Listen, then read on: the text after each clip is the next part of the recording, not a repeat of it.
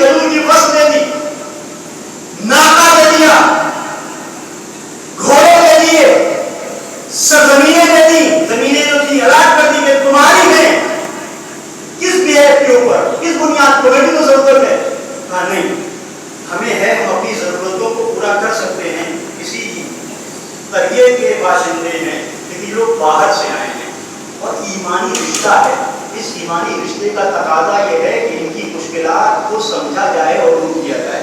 تو اب یہ گھر ہمارا ہے، رہیں گے، یہ کھانا ہمارا ہے، کھائیں گے. یہ بہت توجہ، پیغمبر کی یہ سیرت تاریخ کے جھروکوں میں گم ہو گئی ہوتی اگر سید الشہداء کی قربانی نہ ہوتی. اب آپ اس سیرت کے اس زاویے کو تلاش کریں، کہیں نظر نہیں آئے گا. ہاں 4 سال کچھ مہینے مولا کائنات کی حکومت میں ایسا ضرور ہوا کہ مولا نے کہا کہ حکومت میں کوئی ایسا نہیں ہے جس کے سر پر چھت نہ ہو اور جس کے پاس کھانے کے لیے روٹی کا انتظام نہ ہو. آج کو میرے جو کی روٹی نہ ہو، جو بھی ہے اور چھت بھی ہے، یعنی کھانا، یہ بنیادی ضرورتیں.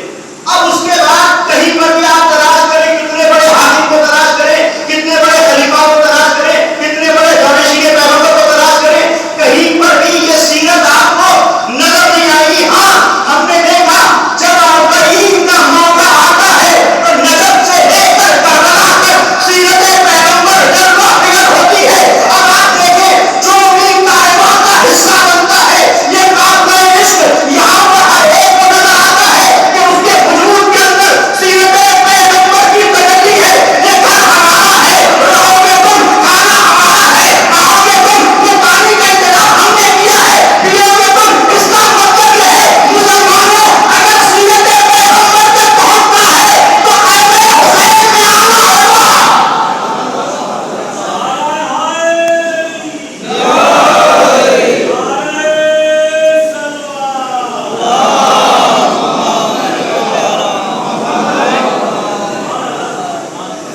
کہ وقت نہیں تھا، میں نے سمیٹ کیا یہ چند باتوں کو پیش کر دیا، ورنہ گفتگو کا بہرحال مرحلہ اس سے زیادہ کا تھا اور سیرت پیغمبر، ذات پیغمبر اس سے بہتر انداز میں گفتگو کی متقاضی کر. یہ پیغمبر جب آخر وقت آیا پیغمبر کا، یہ سارے سوال کی مجلس ہے،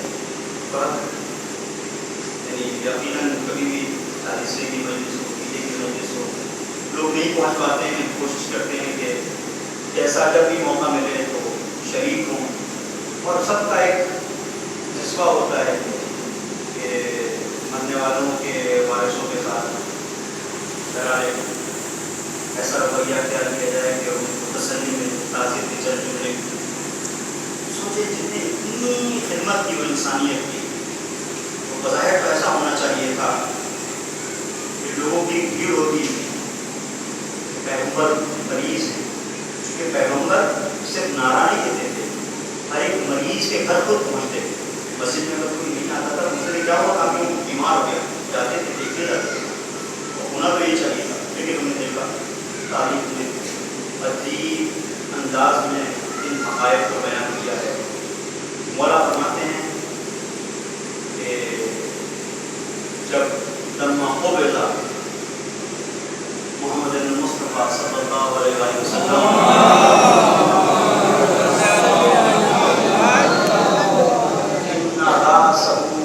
صدری، فرماتے ہیں جب حضور کی وفات ہوئی تو پیغمبر کا سر میرے سینے پہ تھا، پیغمبر کا سر میرے سینے پہ تھا.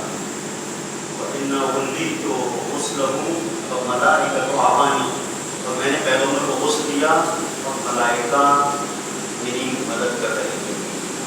میں نے ایک جملہ کہا، آپ نے سن لیا، لیکن ابھی تو ذرا احساس کریں.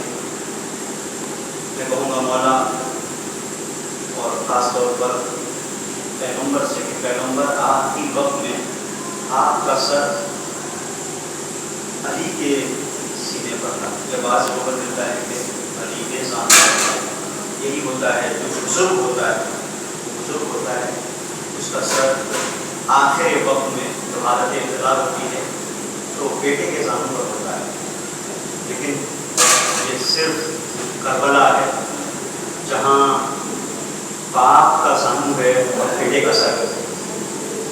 یہ چند جو آنسو نکل جائیں ہمارے لیے یہی سرمایہ بس میں نے چند وقت دیا دوں. اور پیغمبر کے سلسلے سے ملتا ہے آخر وقت میں حسن حسین جو پیغمبر سے بہت محبت کرتے تھے آئے اور سینے پر آ کر لیٹ گئے. مولا نے ہٹانا چاہا, پیغمبر نے کہا نہیں میرے سینے پہ.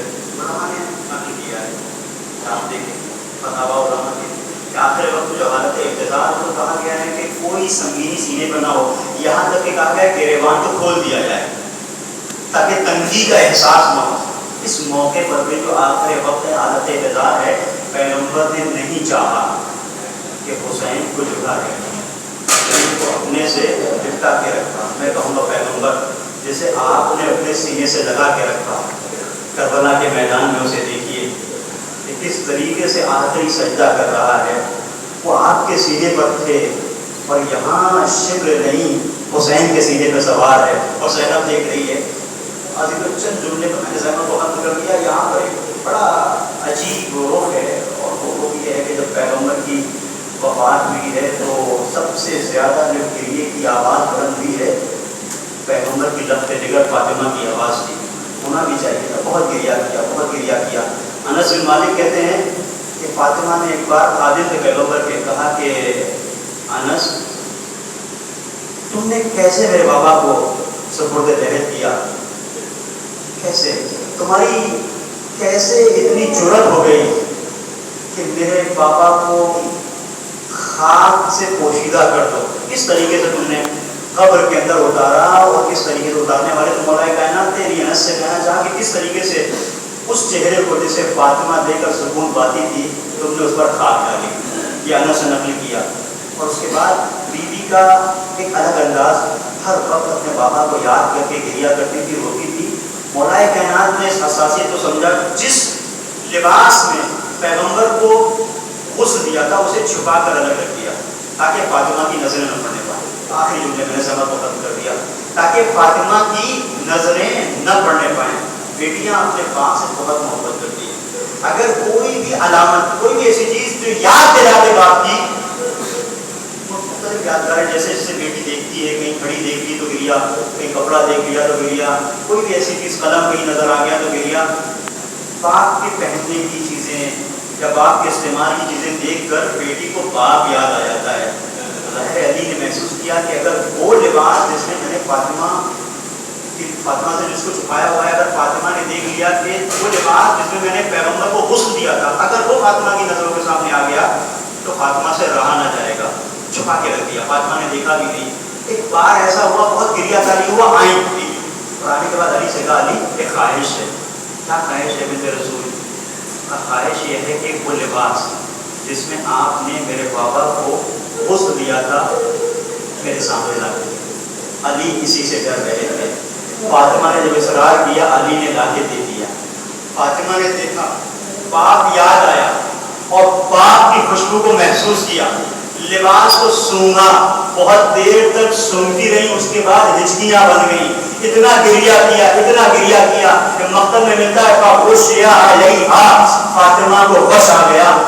علی حیران تھے, یہ فاطمہ اتنا زیادہ, لیکن فاطمہ کو پتا تھا کیونکہ باپ سے اتنی محبت تھی کہ وہ کپڑا جو باپ کے بدن سے متمسک ہوا تھا اس میں باپ کی خوشبو تھی. بھائی یہی سے عزیزو ایک گریز ہے, میں نے دعوت کو ختم کر دیا. بس 2 جملے میں کہوں گا. ہاتھوں کو جوڑ کر بیوی, یہ جو پیراہن آیا یہ مولائے کائنات نے سے محفوظ کر لیا تھا. بیوی جب پیراہن آیا, اس پیراہن میں خون کے داغ تو نہ تھے, اس پیراہن میں کوئی سوراخ نہ تھا. اے بیوی, اس پیراہن میں کہیں ایسا تو نہیں تھا کہ تیروں سے چھدا ہوا پیراہن تھا. اے بیوی, لیکن آئیے کربلا کے میدان میں ایک ننھی بچی ہے جو اپنے بابا کے جنازے پر ہے, اور جنازہ صرف چھدا ہوا نہیں ہے بلکہ اس منزل پر ہے کہ گردن کٹی ہوئی ہے, سر کو نوکے نیزہ پہ بلند کر دیا گیا. ابھی تو آپ کے یہاں بچیاں ہوں گی, بچیاں جب اپنے باپ سے اظہار محبت کرتی ہیں تو کیا کرتی ہیں؟ کبھی پیشانی کا بوسہ لیتی ہیں, کبھی رخسار کو چومتی ہے. آئے سکینہ شام غریبہ میں اپنے باپ کے جنازے پر پہنچی, اس آواز کے سہارے پہنچی